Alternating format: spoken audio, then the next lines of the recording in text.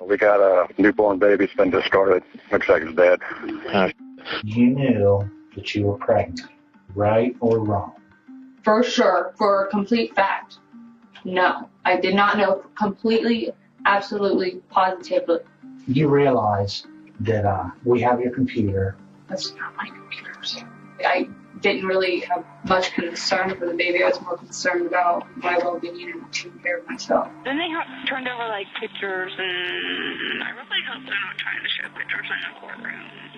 And here I go. When a horrifying discovery is found in a trash bag outside a sorority house at Muskingum University, suspicion falls on a young college student. As investigators dive into the truth behind the gruesome find, unsettling evidence begins to emerge, leaving them to question, is the suspect telling the whole truth, or is there more to the story than she's leading them to believe? So they told me it's going to come down to who do they believe, me or the coroner?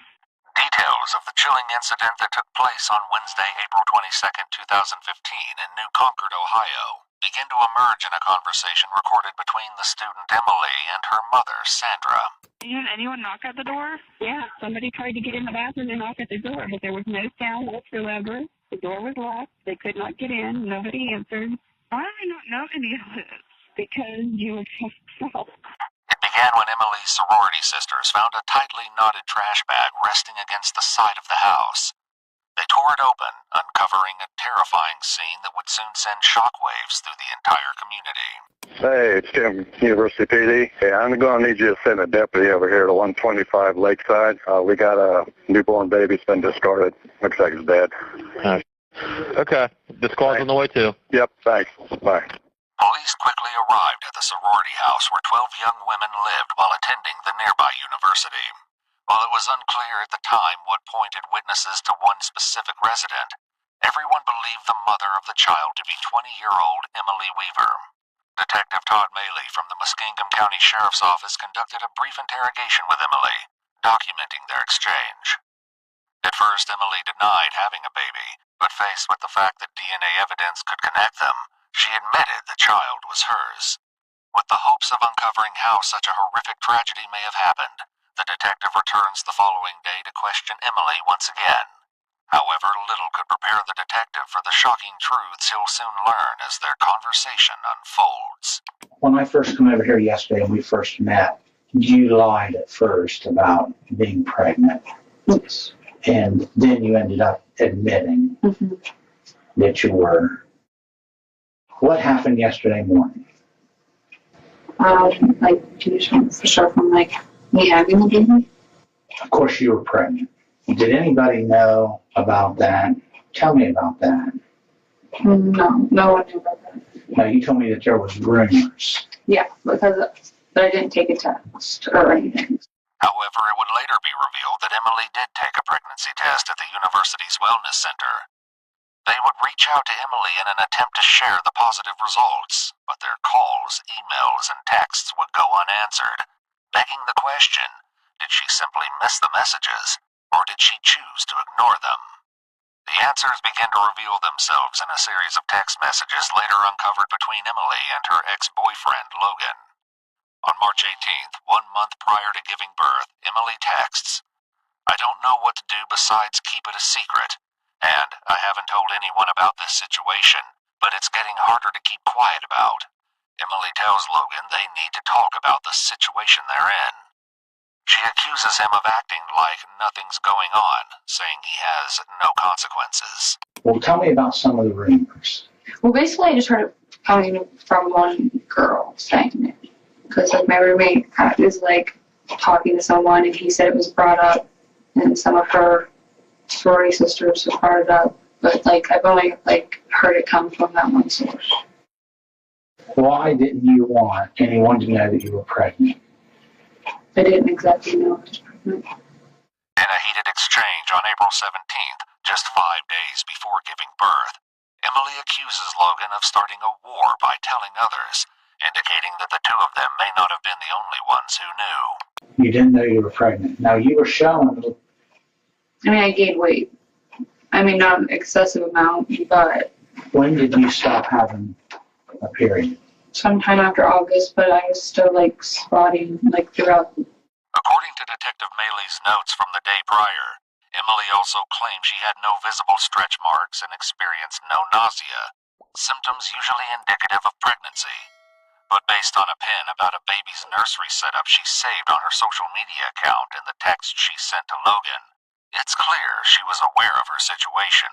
And I don't want to beat you up about this, but you knew that you were pregnant, right or wrong?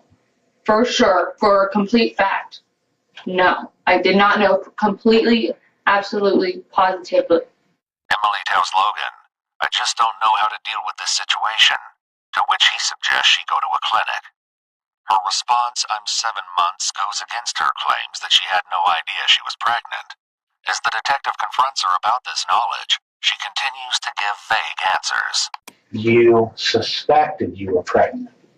I mean, it crossed my mind, but I didn't. Okay, and that's what you said last night. You said it crossed your mind, and I said, how did it cross your mind? And you said what? Do you remember? You told me because you gained weight. A little bit, but nothing significant. I don't believe that you went into the bathroom and had this baby and it was a complete surprise. That's not true, is it? What? That when you went to the bathroom and had this baby, and it's like, oh my gosh, I didn't know I was pregnant. I mean, that's unrealistic. Yeah, I mean, I didn't expect I was going to have a kid right there. However, alarming clues, including Emily's search history, hint that she may not have been as blind to her situation as she wants the detective to believe. Although none of this still explains what really happened to the baby. Have you looked up things on your computer, on the internet, in reference to concealing a pregnancy? What's concealed? To hide that you were pregnant? No. Have you looked up things on the internet in reference to I don't know how you define pregnancy. to terminate a pregnancy? I mean, yeah, I look things up, but, On how to terminate a pregnancy? or yeah, if it came down, like, Okay. and most of it was like abortion. It's mostly all I seen or looked at. However, Emily may have more than considered the idea, as is revealed in a text exchange on April 17th, just 5 days before giving birth. Logan sends a text to Emily which reads, "You should have gotten it taken care of when I told you to." In Emily's bedroom, investigators uncovered a startling new clue, but getting a straight answer as to her intentions would be no easy task. The pills that were found in your room, what were they called? This like black surgical C. Is it black cohosh? Yeah. Are those pills to induce an early labor or to terminate a pregnancy? I mean, I think there's like options, but I haven't taken them in a while. Okay, so those pills do that. Yes. Regardless of whether she knew all along or was truly unaware, her decision to hide the truth once labor began raises disturbing questions. What was going on before the birth? I just felt like an uncomfortable pain. Is that like what you want? Like, I'm like, Is that what you had, was an uncomfortable pain? yeah, it wasn't anything like severe. It wasn't like I didn't think anything of it. And then Where was it at? where was that? Yeah. My bedroom, like in my bed. Just No, I mean, where was the pain at on you? oh, just like stomach area, like nothing like it wasn't low or anything. It was just like my stomach. And then I like thought I had the stomach bug because then I went to the bathroom and I kept I pooped a lot. And like the stomach flu's been going around and like one of my housemates had it, so I was like, well, maybe that's just what it is. And so like I would just poop and then I just laid back down. I didn't think anything of it, kind of like dozed in and out throughout the night.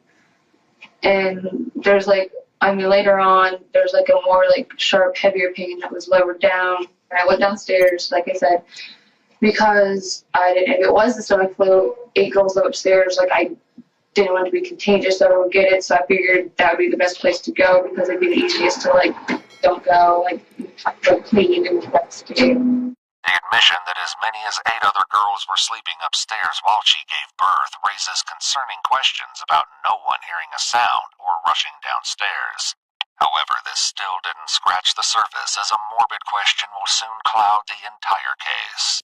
So then what happened? And then I just sat there, and then all of a sudden, like, I just felt like a rip and like heavy pressure, and then the baby came out. And where are you at in the little bathroom? Like sitting on the toilet. Okay. So you feel this pressure, Mm-hmm. and you said the baby comes out. Mm-hmm. Did you scream? Can you describe how it came out and what it looked like? I mean, I didn't scream, like I was like quiet about it because I didn't like want anyone to like wake up or be concerned. So like it wasn't like god awfully painful, like, you know, like people hear, like it wasn't, I mean, it hurt a little bit, but it wasn't like that bad. So I didn't really scream. Like I might have like been breathing a little heavier, but that's about it. So when the baby came out, where did the baby go? The toilet. In a conversation with her mother later, the two hint at the possibility of disturbing photographic evidence being witnessed by others. I really hope they're not trying to show pictures in the courtroom. I have a feeling they are. If you're able. Okay. Describe to me the baby's position in the toilet. I was like laying like down. I'm pretty sure like I think there was like paper towels like in the toilet it was on top of. It was like it was facing like, I mean it was laying, but like it wasn't like turned in the water, you know what I mean? Mm-hmm. Like it was like head was facing upwards. And the baby was born alive. Yeah. On April 22nd at 7:12 p.m., just before the police arrived, Emily sent the following horrifying text to Logan. "No more baby. Taken care of." As Logan demands to know what happened, texting, "I want to know how you killed my child," she states, "I went into labor last night for 6 hours. It was a girl with your dark hair," adding she didn't make it due to placenta complications. However, a later shocking admission by Emily may suggest the truth is not so simple, and worse than the detective could have imagined. As Emily continues her harrowing account, she tells the detective the baby was making slight movements, but was not crying. Throughout her unsettling account, she never mentions encountering other household members or hearing a knock at the bathroom door, as the phone call with her mom had suggested. I don't remember any of this stuff. I mean, they said there was no sound whatsoever. There was no you, there was no baby, there was no nothing. Whether someone may have stood just outside the door, unknowingly within earshot of what was happening inside, remains unanswered, as no witnesses have come forward. For now, the heartbreaking revelation that the baby was born alive raises troubling questions about her death and disturbing possibilities for what may have happened next. After I tried to like stop some of the war bleeding, like I tried to check on the baby and it was just like, it really wasn't like it wasn't doing anything. Now, how did you try and check? I guess I just like looked and it wasn't anything. Okay. So you said you took the baby out of the toilet and laid it where? Just like on the ground.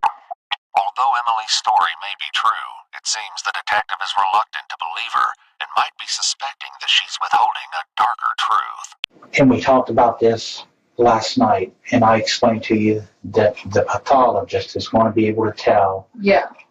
If it was choked or something. the cause of death on the child. Mm-hmm. And did you do anything physically to... No, I didn't do anything physically. Obviously I didn't do much at all. I was more concerned about me than I was the baby. Detective Maley's notes reveal that Emily expressed concern, stating, "I don't want this to seem like I intentionally killed the kid."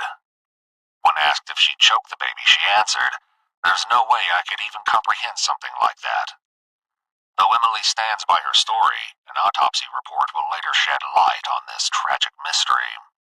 For now, the detective shifts the conversation to what Emily did next after giving birth. She briefly explains that she laid in bed, sleeping off and on through minor stomach pains, until about 4 p.m. in the afternoon. So then my roommate was like, well, what do you want to do for dinner? And who was that? Paige. Okay. And I was like, I don't really know. So then we just decided to go to McDonald's, at the airport McDonald's. So how did you get there? I drove. Mm-hmm. She go with you? Yeah, like, felt fine. Went to our room, sat there, ate it. Then I showered. Everything felt fine. I felt fine. So after I showered, I got on the computer. I started typing. I had a presentation due today, so I started like doing it, and I didn't look anything up about the situation on the computer. So you can look that up, but I didn't look anything up on the computer or anything. I just did my presentation, and then that's when fire department showed up and came upstairs and asked if I was okay, if I felt fine. I said yes, and then that's when everyone, like the police department, whoever, came up. What Emily did with the child following the birth will soon come to light in her own harrowing admission. I want you to think about this. You know that there's going to be an autopsy on her. Mm-hmm. And I know we've went over this, and I've got your answers to those questions. If any of that's not true, what you told me, I need to hear that from you, because it's going to look much better on you if we hear it from you rather than hear it from the doctor. Yeah. I mean, if I was going to intentionally kill a cat, I would have not put its head up and just let it drown. You know what I mean? It wasn't like I intentionally inflicted harm on the kid. You did. Mm. Did you try and keep her alive? I didn't do anything to keep her alive. No. So they told me it's going to come down to who do they believe, me or the coroner? As police arrive on campus and begin to question Emily, Logan sends a panicked message, reading, "What did you do?" When asked what happened immediately following the birth, Emily begins recounting her actions. After giving birth, she describes going to the kitchen and returning with a knife, which she used to cut the umbilical cord. Emily vividly recounts the baby's final movements before claiming they stopped altogether. Afterwards, she admits she disposed of the baby's body and other evidence in a black trash bag. Emily then lay down on the couch for around 15 minutes, leaving the trash bag on the bathroom floor. Then after that, once I felt like I could walk, I went out and I took it outside. And I set it just right by the house. It was trash day. I could have took it to the trash bins, the trash hadn't gone out or anything, but I just sat it there. And I came back in, and I was still losing blood, so I just laid on the couch. Okay. Let me ask you this. Why did you just set her right outside the door and not somewhere else?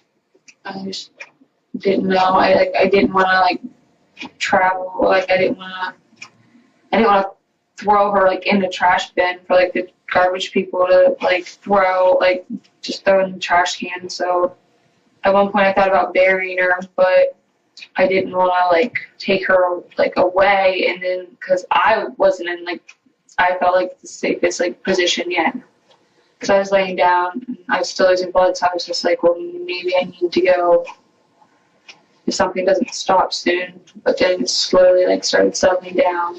Now, why didn't you call 911?